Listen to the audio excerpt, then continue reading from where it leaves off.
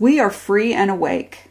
I have come to the conclusion that I've been making the flat earth awakening much too difficult. It isn't about the shape of the earth, the distance between the continents, what the map looks like, or whether there's a dome or an ice ring. I see now why the flat earth theory hasn't been as easy to sell as I thought it should be. I came to the conclusion several months ago that the flat earth revolution was jump-started in the first place.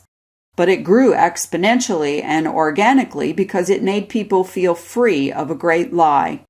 It also gave people hope who were already awake that this was a chance to expose those responsible for lying to us about a lot of other things and ultimately free us of their control.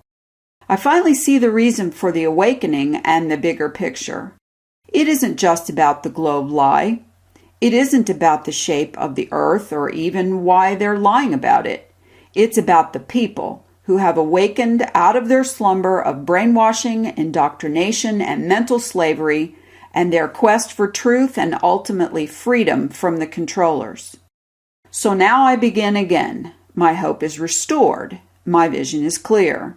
I still believe that the earth is flat, more precisely that it is not a spinning ball. But beyond that, I will not spend any more energy or time focusing on maps or models or who is creating this info or gatekeepers or shills, because that is exactly what they want me to do.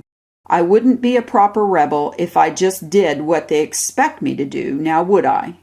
I'm compelled to focus on the awakened people from now on. I am broadening my definition of what awakened means.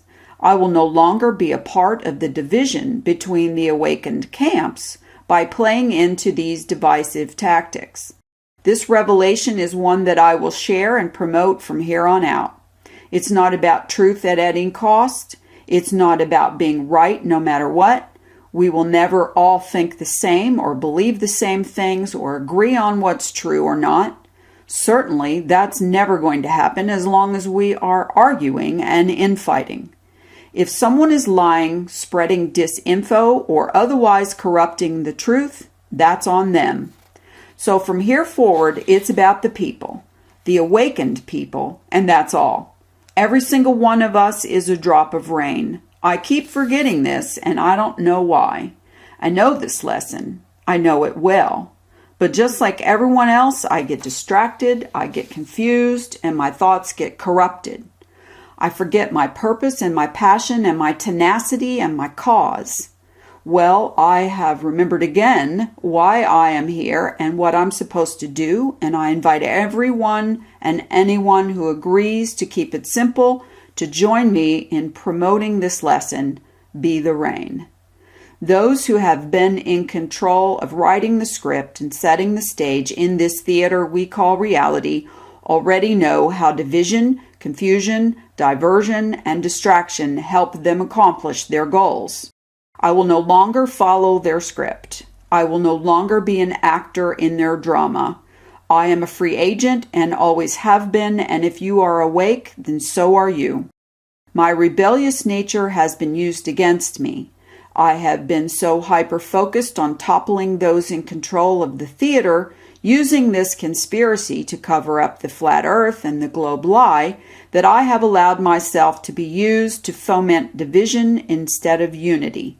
This admission of guilt frees me to focus my knowledge on all the lies we've been fed and to once again find a way to rebel against those in control of the lies division in our common enemy. There are many places from which one can seek answers and clarity. There is much knowledge and history and philosophy to be found from which we can gain wisdom. One such book is the Bible. The Creator has left us a roadmap, a simple story or lesson that was written regarding just about everything a human can seek answers for. Whether you appreciate this book or not, this particular lesson is as simple and honest as one might need.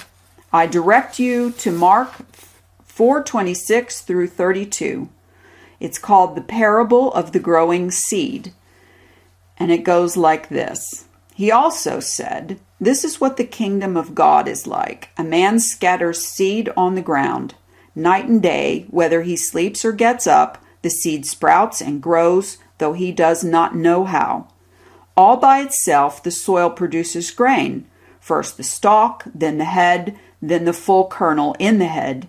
As soon as the grain is ripe, he puts the sickle to it because the harvest has come. Then the parable of the mustard seed. Again he said, "What shall we say the kingdom of God is like? Or what parables shall we use to describe it? It is like a mustard seed, which is the smallest of all seeds on earth.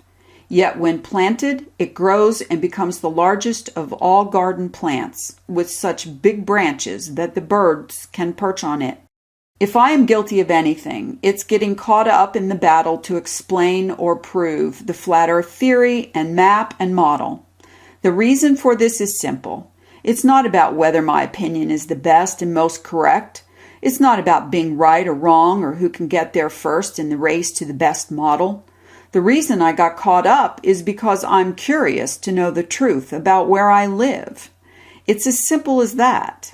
That, and because I hate being lied to.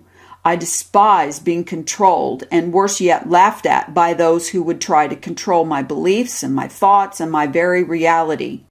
So I ask you to join me in a fresh beginning.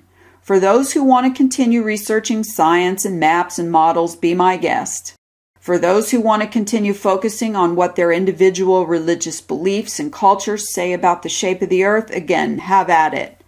But for those who want to focus on the people, whose goal is to free themselves from the lies and the controls and the controllers, this is an opportunity to focus on who we are and why we are awake in the first place.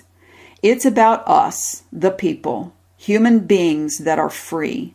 Smile. We all have this one thing in common. We are free and awake, and we are rising.